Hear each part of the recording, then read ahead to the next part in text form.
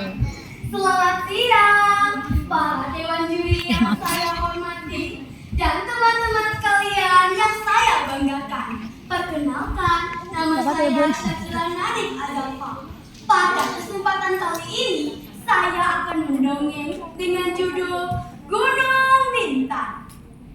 Tersebut kisah cerita rakyat di kaki gunung di desa Bentan. Saya mendongeng denganlah niat, semoga hadirin jadi terkesan.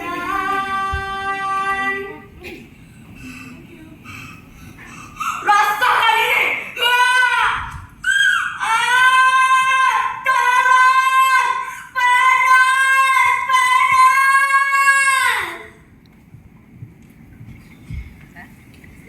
Teman-teman penasaran bagaimana ceritanya?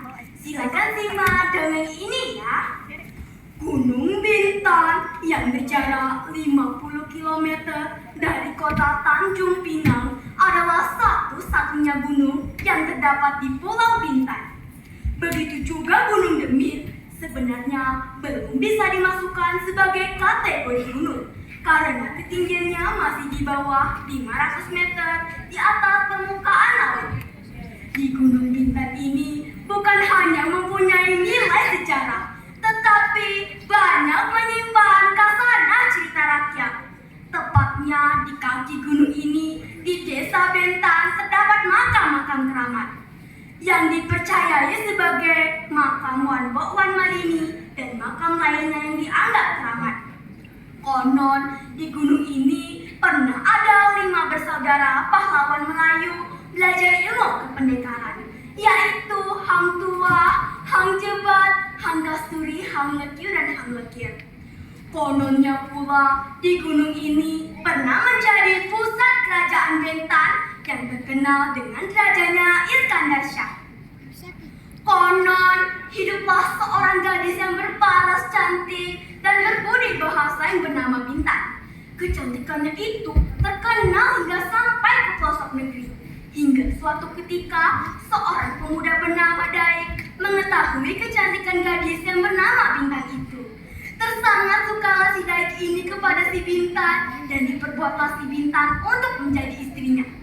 Dengan penuh keberaniannya, Daik pergi melamar Bintan kepada kedua orang tuanya. Kedua orang tua Bintan merestui hubungan mereka berdua karena dari Daik baik-baik saja dan dari keluarga juga sudah terpandang. Maka kedua orang tua Bintan menerima pinangan dari Daik itu.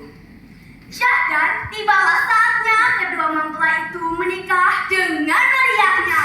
Tetamu undangan mengungkapkan rasa kagumannya itu kepada kedua mempelai itu. Kedua mempelai itu duduk serasi di pelaminan ibarat pinang di berdua. Alkisah, jadilah mereka suami istri yang berbahagia.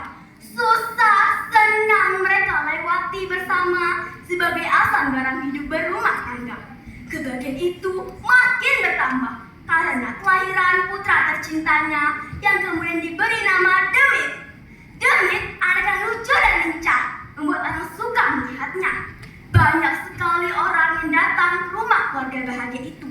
Dan terdapatlah satu wanita yang bernama Jakas. Diam-diam, Jakas menyukai si Daik dan merasa cemburu dengan rumah tangga orang lain. Dan mulailah si Jakas menggoda-goda dan merayu-rayu si Daik. Pada saat itu, Daik tidak tergoda. Lama-kelamaan, lemah juga hati si Daik. Terjalinlah hubungan antara Daik dan Jakas tanpa sepengetahuan Bintan. Bintannya hanya berbaik sangka, hanya mengira hubungan mereka berdua hanya sebatas teman atau saudara. Hingga suatu hari terbetiklah berita bahwasanya si Daik ingin menikahi si Jakas. Alangkah pedihnya hati si Bintan mendengar hal tersebut. Tiada kusangka, ternyata kebaikan Jakas selama ini mempunyai niat yang lain. Sungguh kejam Jakas itu merebut suamiku. Sang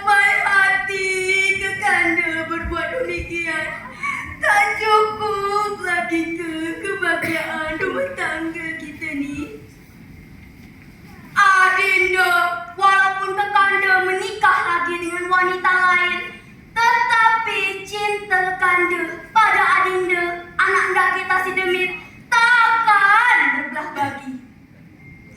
Tidak Kanda, sekarang Kanda cakap macam tu. Tapi lihat, cinta Kanda pada adiknya, anak beranak akan luntur. Sudahlah, kalau adik tak memberikan restu, Kanda akan tak menikah si Jakas. Setelah itu, Dai keluar rumah dengan membawa amarah. Hati siapa yang tak sedih ditinggal oleh suami tercinta menikah lagi dengan wanita lain. Setelah itu, Bintan menidurkan anaknya di dalam buayan, didengarkan syair kesedihan, syair yang menyayat hati.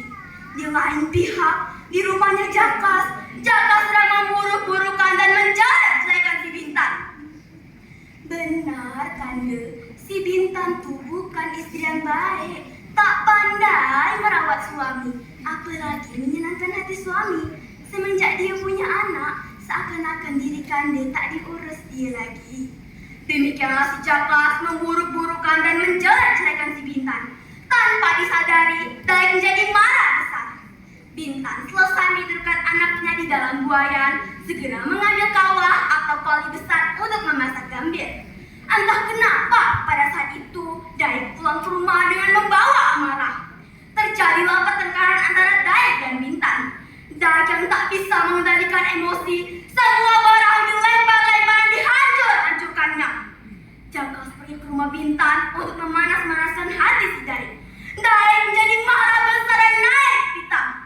Si Demit yang sedang tertidur di dalam buayan menangis dan terkejut. Bintan segera mengambil anaknya untuk didukungnya.